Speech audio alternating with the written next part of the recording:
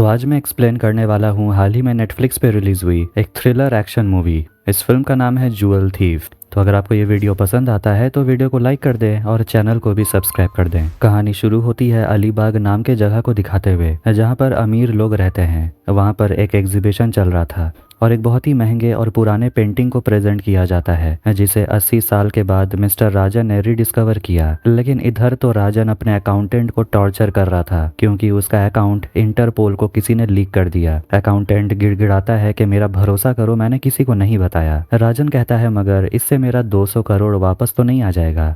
वो अपने अकाउंटेंट को पीट पीट कर मार डालता है और उसे कहता है कि तुम जैसों की वजह से मेरा पुराना रूप बाहर आ ही जाता है। फिर वो बाहर आकर म्यूजियम की मैनेजर जेनिफर से मिलता है, जो राजन से कहती है कि हम आपके आर्टिफैक्ट्स को भी यहाँ रख सकते हैं, जैसा कि रेड सन को हम लोग रखते हैं, जो कि अफ्रीकन कोहिनूर है, जो कि जल्दी इंडिया में आने वाला है। ये सुनते ही जैसे राजन अपने मन में कुछ प्लान करने लगता है। फिर वो उसके हाथ को देखकर पूछती है, मुझे नहीं पता था आप पेंटिंग्स भी करते हैं। राजन कहता है हाँ, कभी कभार कर लेता हूँ। फिर वो अपने एक आदमी चंकी से कहने लगता है कि उसे बुलाने का समय आ गया है। इसके बाद हम रेहान को देखते हैं बुडापेस्ट में, जो कि नहाते हुए न्यूज देख रहा था, जिसमें कि एक चोरी की खबर आ रही थी। एक बहुत ही कीमती नेकलेस बीच रास्ते से चोरी हो गया और ऐसी चोरी बहुत समय के बाद देखी गई है। पुलिस भी कुछ नहीं कर पाई और उस चोर को ढूंढ रही है। लेकिन हम देखते हैं कि उसके बिस्तर में ही एक लड़की होती है और उसी के गले में वो महंगा नेकलेस था। फिर जैसे ही वो अपने घर से बाहर निकलता है, 2 पुलिस उसके पीछे पड़ जाते हैं, शेखर और चड्डा।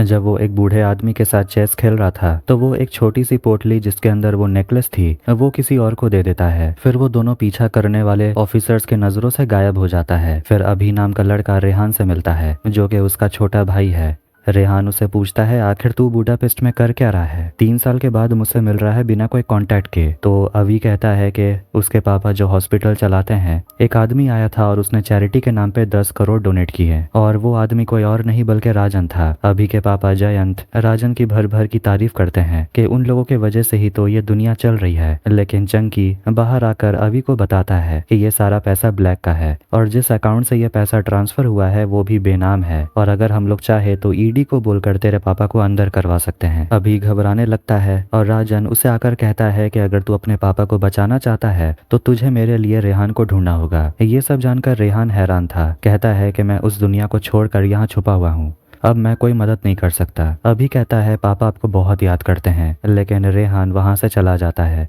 ये कहकर कि वो खुद को सरेंडर नहीं करवा सकता। मगर रेहान के मन में अभी भी वही बातें घूम रही होती है। फिर वो अपनी एक पार्टनर निक्की को कॉल करता है और उसे पूछती है इतने समय के बाद फोन किया, प्लान क्या है? इसके बाद रेहान खुद को सरेंडर कर देता है और शेखर और चड्डा भी सोच रहे होते हैं कि आखिर रेहान का प्लान क्या है। रेहान कहता है अपने विक्रम सर को फोन लगाओ और बोलो कि मैंने सरेंडर कर दिया। चड्डा तुरंत विक्रम को फोन करता है, बोल देता है कि रेहान ने खुद को सरेंडर करवाया है। विक्रम उसे कहता है उसकी बातों पर यकीन मत करना, जरूर ये उसका कोई गेम होगा, तुम तुरंत उसे लेकर यहाँ एयरपोर्ट पहुंचो। इधर एयरपोर्ट पे शेखर और चड्डा रेहान के पैर पे एक ट्रैकिंग डिवाइस लगा देते हैं और रेहान भी बड़े ही आराम से चेयर पे बैठ जाता है और वो लोग भी सोचने लगते हैं कि आखिर रेहान इतना कोऑपरेट क्यों कर रहा है। बैठे बैठे वो लोग वहाँ सो जाते हैं और जब विक्रम वहाँ पहुँचता है तो रेहान वहाँ से भाग चुका था और उन दोनों को भी नहीं पता आखिर रेहान कहाँ गया। आखिर वो तो इतने अच्छे से कोऑपरेट कर ही रहा था। विक्रम चड्डा के हाथ पे निशान देखता है, तब उसे पता चलता है कि रेहान ने बड़े ही चालाकी से उन दोनों को बेहोशी का दवाई दिया। यहाँ तक कि ट्रैकिंग डिवाइस भी चड्डा के पैर में लगा हुआ था। विक्रम तुरंत ऑर्डर देता है चड्डा को ढूंढने के लिए, मगर चड्डा कहता है कि ये तो मेरा नाम है। विक्रम उसे कहता है अपना पासपोर्ट चेक करो, जो कि उसके पास नहीं था। असल में चड्डा का पासपोर्ट रेहान के पास था और वो चड्डा का ही गेटअप बनाकर एयरपोर्ट से बाहर निकल जाता है। जबरदस्त लॉजिक। विक्रम सोचने लगता है कि आखिर ऐसा कैसे हुआ, बिल्कुल ऑडियंस की तरह। मुंबई में रिस्क उठाकर वो आया, आखिर क्यों? रेहान राजन से मिलता है और वो राजन से पूछता है कि आखिर तुझे मेरा ही बाप मिला फंसाने के लिए, मुझसे चाहिए क्या तुझे? राजन उसे कहता है छोटी सी चोरी करनी है मेरे लिए, रेड सन अफ्रीका का सबसे कीमती हीरा जिसका मार्केट प्राइस 500 करोड़ से भी ज्यादा है, कई साल के बाद यहाँ इंडिया आने वाला है। प्रिंस गमुनो उसे लेकर वर्ल्ड टूर पर निकले हैं। अगले ही हफ्ते वो हीरे को लेकर मुंबई आ रहा है एक आर्ट सेंटर में, जहाँ से उन्हें उस हीरे को चुराना है। मगर रेहान कहता है उस आर्ट सेंटर का सिक्योरिटी तो बहुत टाइट है। राजन उसे कहता है कि तुम्हें यह करना पड़ेगा, तुम्हारे पास कोई और ऑप्शन नहीं है। पिछली बार तुमने ऐसे ही चोरी की थी, थी और तुम सक्सेस भी हुए और विक्रम को इस बारे में पता भी नहीं चला था। रेहान हंसता है और कहता है कि अगर यह प्लान सक्सेस हो भी गया, तुम इस हीरे को बेचोगे कहाँ? आपको पता है पूरे इंडिया में एक ही आदमी है जो इतनी बड़ी डील हैंडल कर सकता है, उसका नाम है मूसा।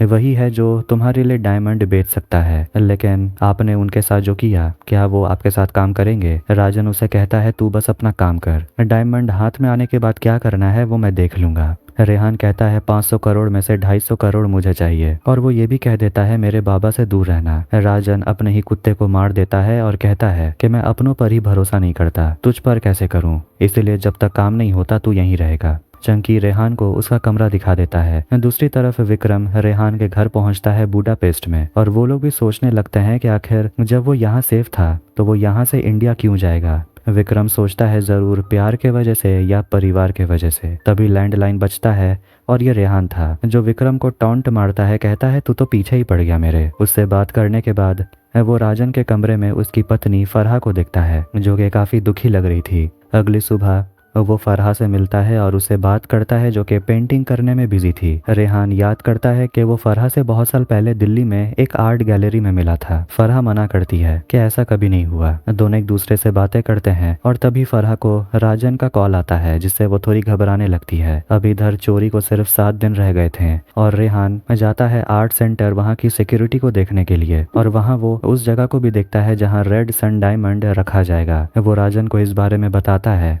कि वहाँ की सिक्योरिटी इतनी टाइट है कि वहाँ से रेड सन को निकालना तो दूर, एक बार पकड़े जाओ तो वहाँ से निकलना मुश्किल है। रेहान को पता है सेंसर्स को बंद कैसे करना है। बताता है कि हमें म्यूजियम के मेन फ्रेम को रीसेट करना होगा। जब वो रीसेट हो जाएगा तो ओरिजिनल सेटिंग में चला जाएगा। ये पूरा सेटिंग सिलिकॉन वैली कैलिफोर्निया में डिजाइन किया गया है, इसलिए इसका डिफॉल्ट समय अमेरिका के समय को फॉलो करता है। मतलब जब वहाँ दिन होता है तो यहाँ रात, और इसी ट्रिक को हमें फॉलो करना है। मेन फ्रेम को रीसेट करते ही लेजर्स 6 मिनट के लिए ऑफ हो जाएंगे। मतलब उनके पास चोरी करने के लिए सिर्फ 6 मिनट ही रहेंगे और उनके सामने होंगे 4 गार्ड्स जिनसे उनसे निपटना होगा। मैनेजिंग पासवर्ड होगा जो उन्हें मिलेगा जेनिफर के कंप्यूटर से। इधर विक्रम जयंत के घर पहुंच जाता है और वो उनसे उनके बेटे के बारे में पूछता है तो जयंत बोलते हैं कि मेरा सिर्फ एक ही बेटा है। विक्रम उन्हें समझाता है कि 3 दिन पहले रेहान एक डिप्लोमेटिक पासपोर्ट का इस्तेमाल करके इंडिया आया है। जयंत कहता है 3 दिन क्या 3 साल हो गए, मैंने उससे बात नहीं की, ना मैंने उसे कभी देखा है, और अगर आप उसके बारे में मुझसे बात करने आए हैं तो मैं आपकी कोई मदद नहीं कर सकता। फ्लैशबैक देखते हैं जब जयंत अपने बेटे रेहान पर चोर होने का आरोप लगाते हैं। बोलते हैं कि मैंने आज तक किसी का एक पैसा नहीं मारा, पर तूने तो हद पार कर दी। रेहान कहता है डॉक्टर होकर आप माँ को नहीं बचा पाए, सिर्फ आपकी ये सड़ी हुई मोरालिटी की वजह से। मोरालिटी से जान नहीं बचती, पैसों से बचती है। गुस्से में जयंत अपने बड़े बेटे को घर से निकाल देते हैं। प्रेजेंट में रेहान उसी दिन को याद कर रहा था। फरहा वहां पर आती है और उसे कहती है तुमने सही कहा था, उस दिन दिल्ली के आर्ट गैलरी में तुम मुझसे ही मिले थे। तुमने मुझसे कहा था कि यहाँ पर अपने ड्राइंग्स को एग्जिबिट ना करने क्योंकि ये गैलरी बंद होने वाली है, और वही हुआ।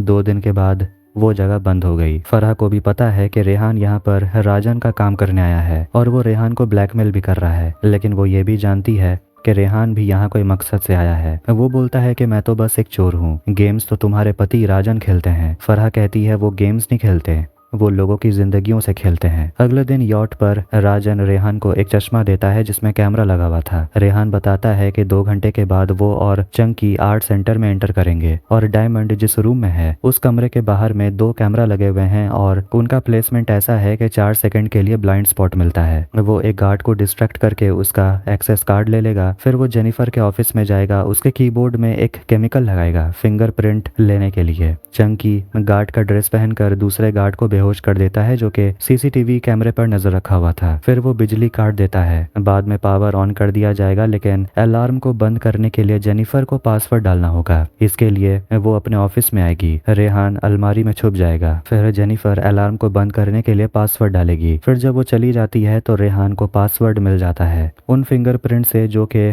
कीबोर्ड पर प्रिंट हो गया था। राजन कहता है कि अगर कोई और प्रॉब्लम हो गया तो। देखते हैं कि जेनिफर का फोन ऑफिस में रह गया था। वो दोबारा अंदर आती है, अपना चार्जर अलमारी से निकालती है, लेकिन तभी वो खिड़की की आवाज सुनती है। खिड़की के बाहर रेहान था। इससे पहले वो खिड़की की तरफ जाती तभी वहां पर राजन आ जाता है सिचुएशन को संभालने। पासवर्ड लेने के बाद रेहान बाहर आता है और उसके पास सिर्फ लेटर्स होते हैं, 10 लेटर्स, मतलब के 15 लाख से भी ज्यादा कॉम्बिनेशंस, और अब पासवर्ड क्रैक करने के लिए सिर्फ 3 दिन बाकी हैं। इधर इस्तांबुल में हम मूसा को देखते हैं जो कि एक डेथ गेम एंजॉय कर रहा था। उसे राजन फोन करता है और मूसा उसे कहता है कि तुझे वापस कॉल करने की हिम्मत कैसे हुई। राजन कहता है कि अब मैं वो 10 साल पुराना राजन नहीं रहा। मूसा उसे धमकाता है, ध्यान से आगे बात करना, क्योंकि पिछले बार का हिसाब पूरा नहीं हुआ, ना ही मेरा मन भरा है। राजन उसे रेड सन डायमंड के बारे में बताता है जिसकी कीमत 500 करोड़ है। वो उसे चुराने वाला है, लेकिन उसे मूसा को खरीदना होगा। मूसा उसे धमकाता है, पिछली बार तेरी पीठ पे निशान बनाया था,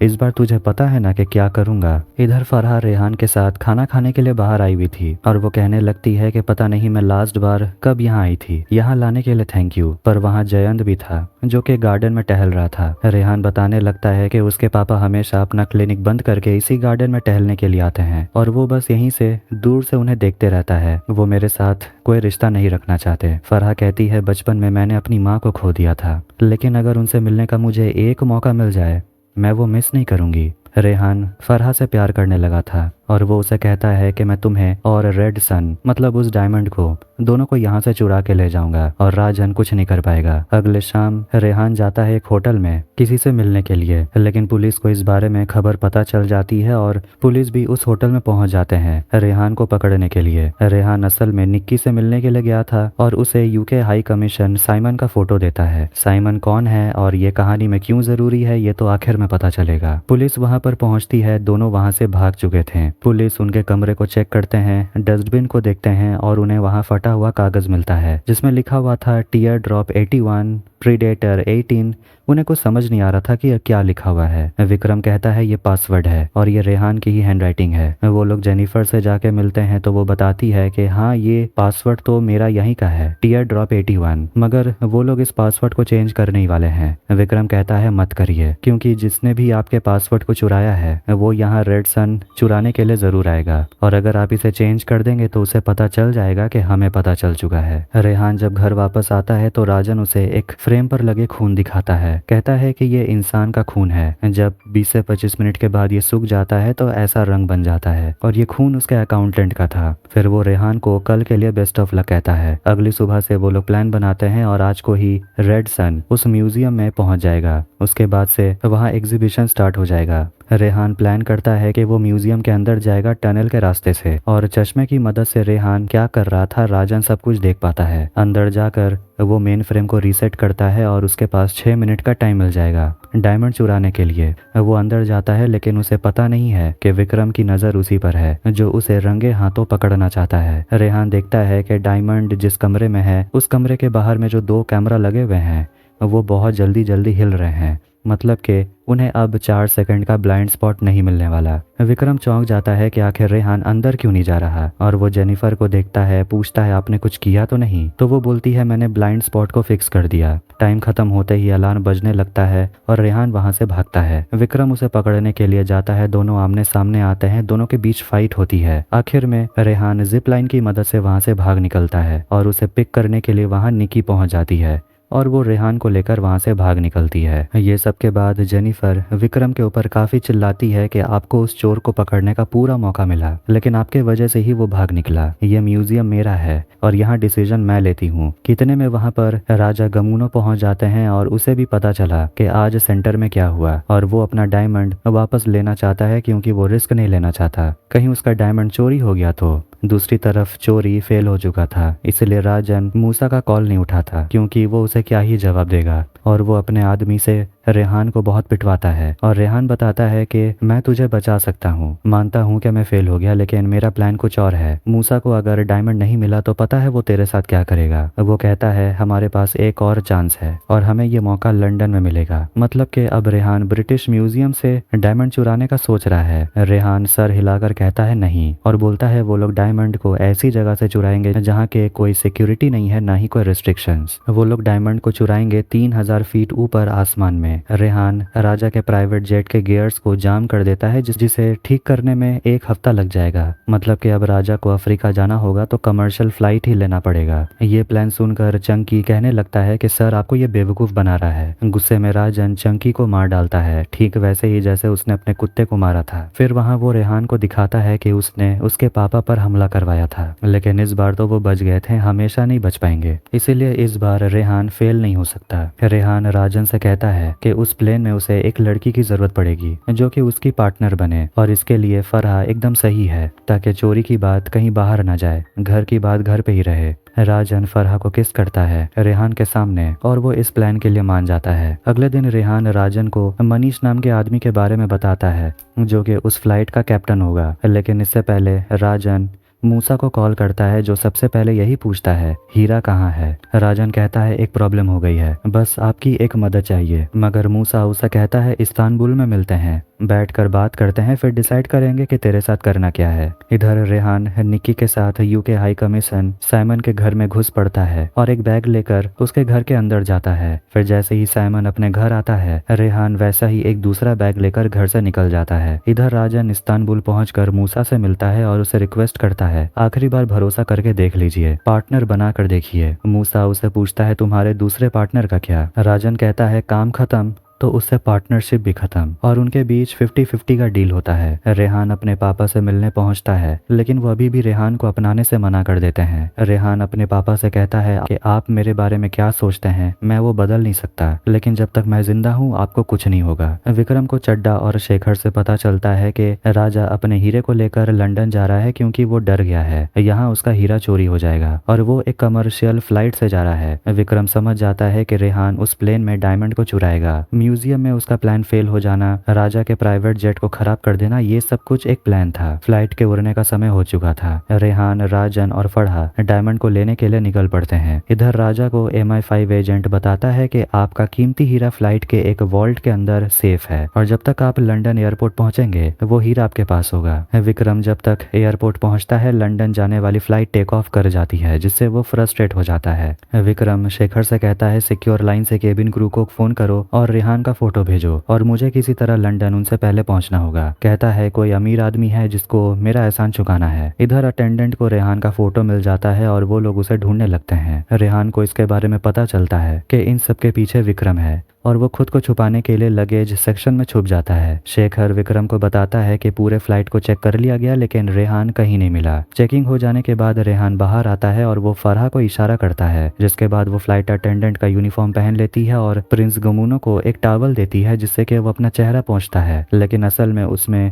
उस फ्लावर का छोटा सा डोज था जिससे कि कोई भी बेहोश हो सकता है। राजा के बेहोश होने के बाद वो उसके अंदर कुछ इंजेक्ट कर देती है, फिर कपड़े बदल लेती है और जब राजा को होश आता है तो वो देखता है कि उसके टीम के सारे लोग बेहोश पड़े हुए थे। वो दर्द में चीखता है। एक अटेंडेंट आती है और वो कहता है डॉक्टर को बुलाने। रेहान डॉक्टर बन के आता है, राजा को चेक करता है और कैप्टन मनीष से बात करने के लिए जाता है। कहता है कि इमरजेंसी है, प्रिंस गमुनो को एक्यूट एपेंडिसाइटिस हो गया है, अगर समय पर उनका इलाज नहीं हुआ तो उनकी जान भी जा सकती है। हमें सामने में कोई एयरपोर्ट पे लैंड करना होगा। कैप्टन कहता है इस्तांबुल सामने पड़ेगा। इधर शेखर विक्रम को बताता है कि प्लेन इस्तांबुल की तरफ जा रही है, किसी पैसेंजर को एपेंडिसाइटिस की प्रॉब्लम हो गई है। विक्रम को पता है ये झूठ है और कहता है तुरंत टर्किश पुलिस को खबरदार कर दो। कैप्टन मनीष पैसेंजर्स को इन्फॉर्म कर देता है कि उन्हें मेडिकल इमरजेंसी के वजह से इस्तांबुल में लैंड करना होगा। रेहान कैप्टन को एक वीडियो दिखाता है जिसमें कि उसकी फैमिली को बंदी बना के रखा गया था, जिससे मनीष डरने लगता है। वो लोग चाहते हैं कि कैप्टन प्लेन को एक पार्क के बीच में लैंड करे, यहाँ तो कोई रनवे है नहीं, तो कैप्टन कहता है मैं ऐसा नहीं कर सकता,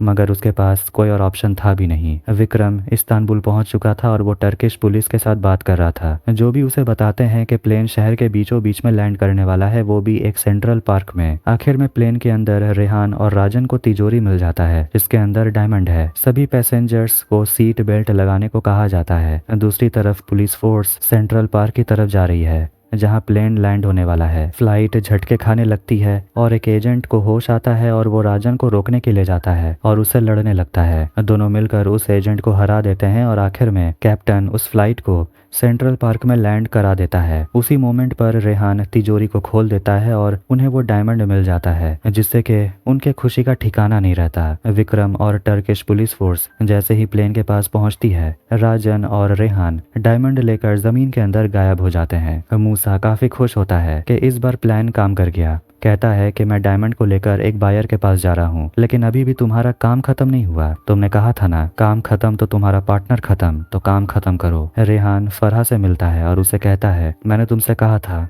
कि मैं तुम्हें और डायमंड दोनों को यहाँ से लेके जाऊंगा। वो घबरा जाती है, पूछती है, तुमने आखिर ये क्या किया? तुम राजन को धोखा देने की कोशिश मत करना, वरना वो हम दोनों को मार देगा। रेहान उससे पूछता है, क्या तुम मुझ पर भरोसा करती हो? रेहान जाता है राजन के पास और उसे अपने पापा के चैरिटी पेपर साइन करने को देता है। राजन रेहान को ड्रिंक करने के लिए देता है, मगर रेहान अपने लिए ड्रिंक खुद बनाता है और एक कहानी सुनाता है जो कि उन लोगों की ही कहानी है। राजन को कहानी सुनकर समझ आ जाता है कि रेहान ने उसे धोखा दिया है। राजन का एक आदमी ड्रिंक पीकर मर जाता है क्योंकि उसमें जहर मिला हुआ था। रेहान जानता था कि अगर राजन को डायमंड मिल गया तो वो रेहान और उसके परिवार को मार डालेगा, और वो चाहता था कि ये चोरी इंडिया के बाहर ही हो और वो लोग इस्तांबुल में लैंड करे, क्योंकि वहाँ मूसा रहता है और उसे पता है कि राजन और मूसा का हिस्ट्री अच्छा है नहीं। वो बताता है कि मूसा के पास जो डायमंड है वो फेक है। देखते हैं कि रेहान और निक्की एक नकली डायमंड एक बैग में छुपाकर यूके हाई कमीशन साइमन के बैग से अदला बदली कर लेते हैं। और जब फ्लाइट में रेहान लगेज डिपार्टमेंट में गया था तो वो पहले ही तिजोरी को खोलकर असली डायमंड निकाल के साइमन के बैग में रख देता है, और उसके बैग में जो नकली हीरा था उसे वो तिजोरी में रख देता है। और जब रेहान ने राजन के सामने तिजोरी खोला तो ऑब्वियसली वो डायमंड नकली था। मूसा को पता चलता है वो डायमंड नकली है, क्योंकि डायमंड को हथौड़े से तोड़ने से डायमंड नहीं टूटेगा, हथौड़ा ही टूट जाएगा। राजन रेहान को मारने लगता है, दोनों के बीच फाइट होती है। आखिर में रेहान राजन को चैन से बांध देता है और उसे सिगरेट पीने के लिए देता है। फिर वो एक पाइप खोल देता है जिससे कि वहाँ गैस लीक होने लगता है। आखिर में रेहान के जाने के बाद वहाँ मूसा पहुंचता है, लेकिन राजन को शायद एक प्लान नजर आ रहा था। वो निकलते हुए गैस को देखता है और मूसा को कहने लगता है, मुझे पता है कि आप मुझे नहीं छोड़ोगे, तो मरने वाले के लिए एक आखिरी ख्वाहिश तो पूरी कर दीजिए। वो सिगरेट अपने मुंह में डालता है और सिगरेट जलाने के बाद वो सिगरेट को गैस की तरफ फेंक देता है, जिससे कि वहां पर एक बहुत बड़ा धमाका होता है और पूरा बिल्डिंग तबाह हो जाता है, जिससे कि राजन और मूसा सभी लोग मारे जाते हैं और हमारा हीरो बच जाता है। Logic. UK high commission Simon एक होटल में रुका हुआ था। रेहान वहां पहुंचकर उसके बैग में से असली हीरा निकाल लेता है। जयंत को न्यूज से पता चलता है कि राजन की मौत हो गई है और कहीं ना कहीं उसे समझ आ गया था कि ये सब करने वाला उसका बेटा ही है। यहाँ तक कि रेहान के वजह से अब उनके हॉस्पिटल के ऊपर जो सारा खतरा मंडरा रहा था वो भी हट चुका है। राजन के पैसे ट्रांसफर करने के वजह से जो हुआ था, रेहान फरहा के साथ होता है और वो उसी के साथ अपने आगे की जिंदगी देख रहा था। वो उसके साथ शादी करके सेटल हो जाना चाहता है, मगर विक्रम की नजर उन दोनों पर ही है, जो उन्हें देखकर मुस्कुराता है। लेकिन तभी वो दोनों ही विक्रम की नजरों से गायब हो जाते हैं और इसी के साथ ये टॉर्चर वाली मूवी यहीं पर खत्म होती है। तो आपको ये टॉर्चर कैसा लगा कमेंट करके जरूर बताएं। वीडियो पसंद आया तो वीडियो को भी लाइक कर दें, चैनल को भी सब्सक्राइब कर दें। मिलते हैं नेक्स्ट वीडियो में। Take care.